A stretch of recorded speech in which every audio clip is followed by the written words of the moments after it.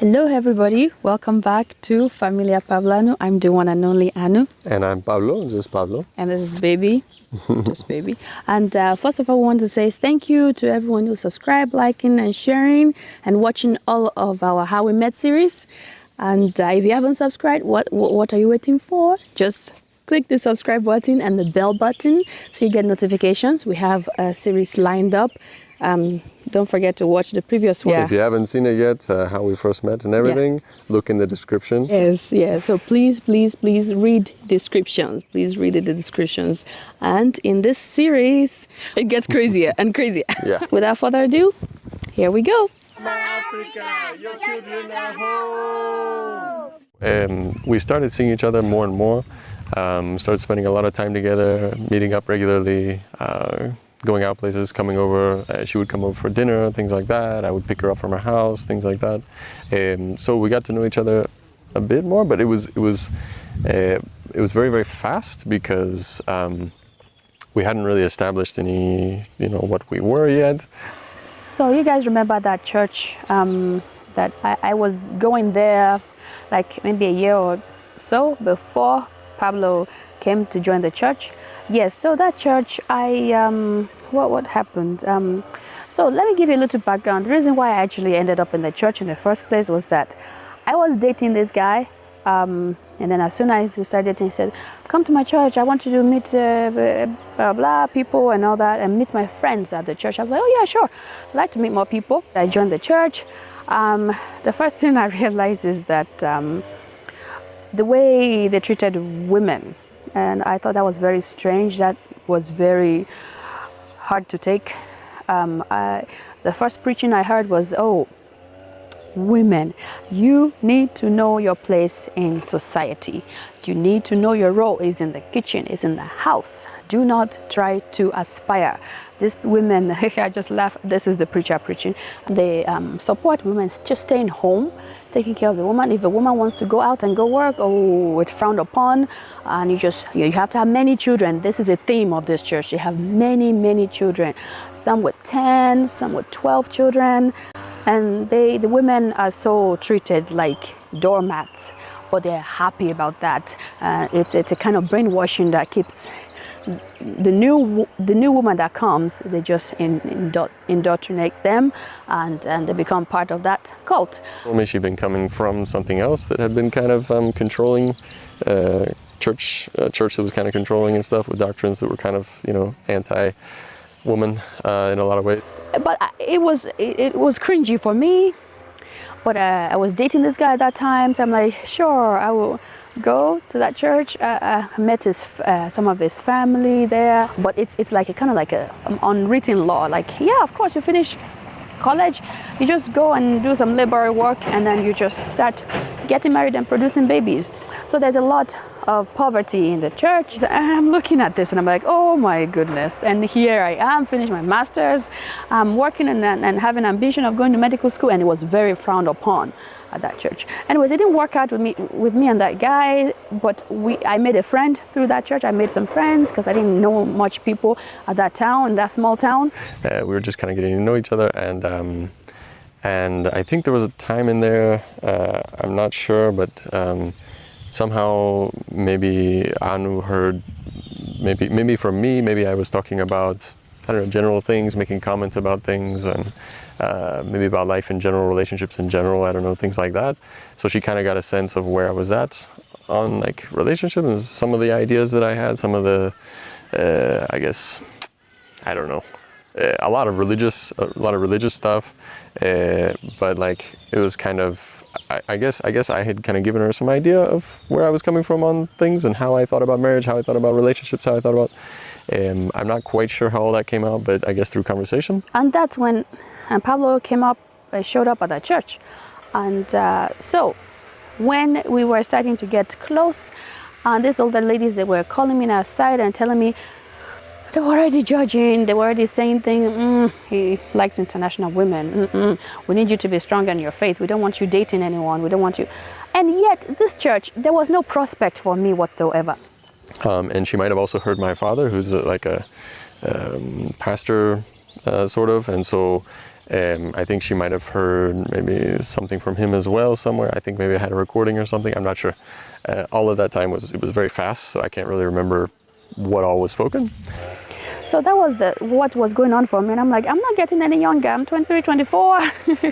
My father's already telling me, okay, come back to Louisiana. Maybe we can do an arranged marriage for you, find somebody from Nigeria or something. I'm like, oh my God, this is where my life is going to. And there's a lot of pressure on that end. I already finished my master's. I'm working now, so they're already pressuring me. I mean, it's sort of subtle, but again, every time I go home, if I go to a wedding with them, they will be like, oh yeah, this is the daughter I was talking about. Oh yeah, the son, this is so and so, and they're trying to arrange some things for me, and I'm like, this is getting really, really awful. But basically, she started talking about very deep things very fast. And I was a bit shocked because she was really jumping into like talking about, well, what would happen in marriage, what would happen in this, and I mean, really, it was really smart of her to ask such questions early on. You know, like, hey, what am I getting into before anything? You know. So these are the situations that came about before Pablo showed up, and as soon as he showed up, I was like, oh, here's a responsible guy, and he goes to this church, which was a red flag on its own. It was really, you know, like we are just getting to know each other. So I was like, I don't know. I even spoke with my dad and was like, hey, because I really didn't have anyone else to talk to, any close friends or anyone that I could talk to about things like that. So I was just like, hey, you've done this before.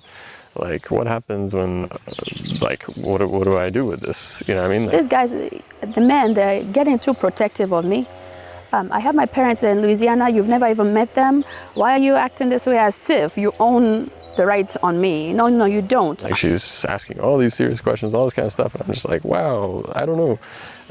Because really, she asked me questions about like, you know, like, would a woman stay home?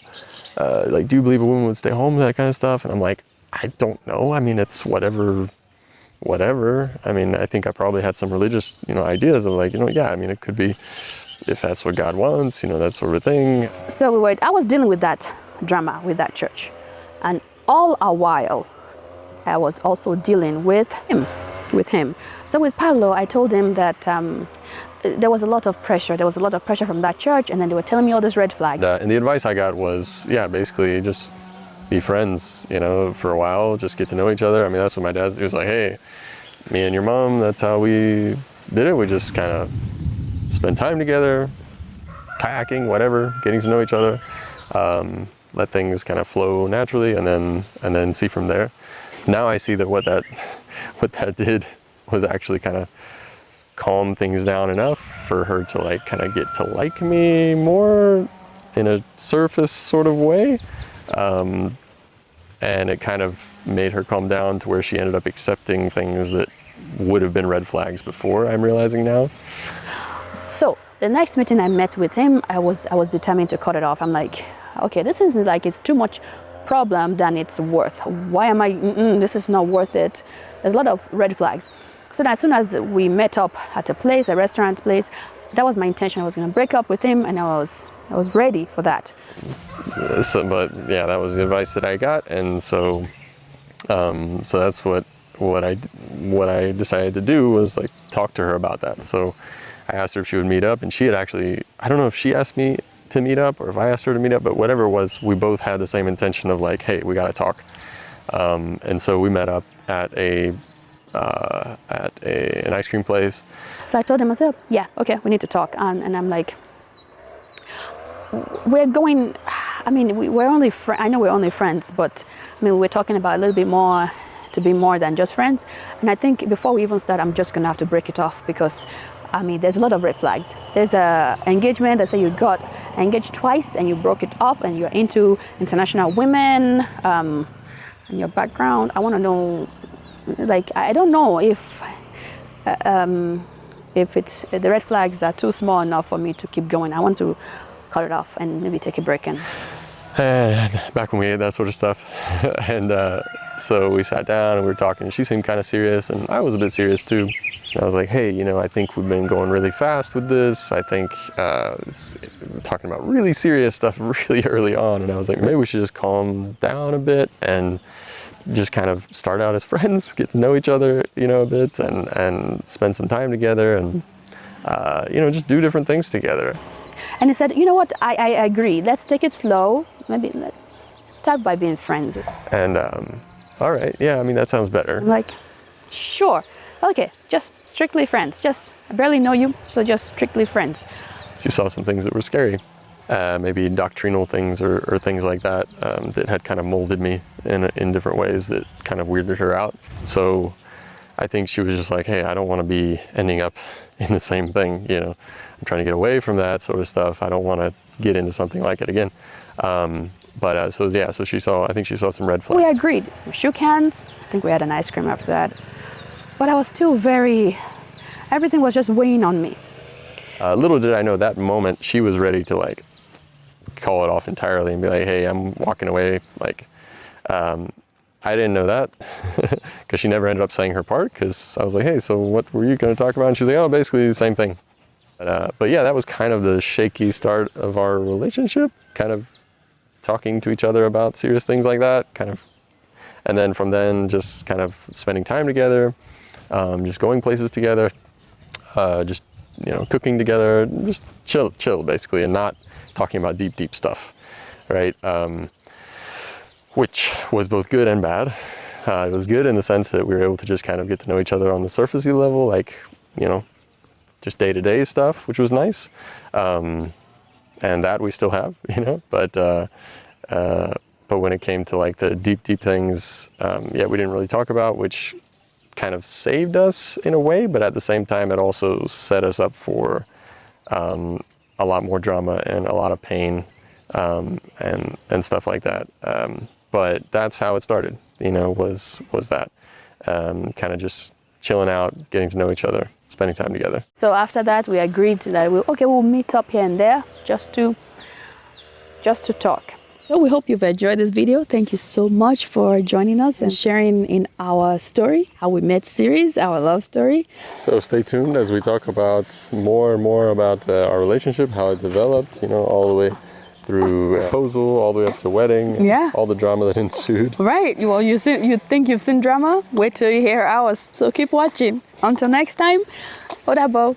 Adios. See you next time. Bye.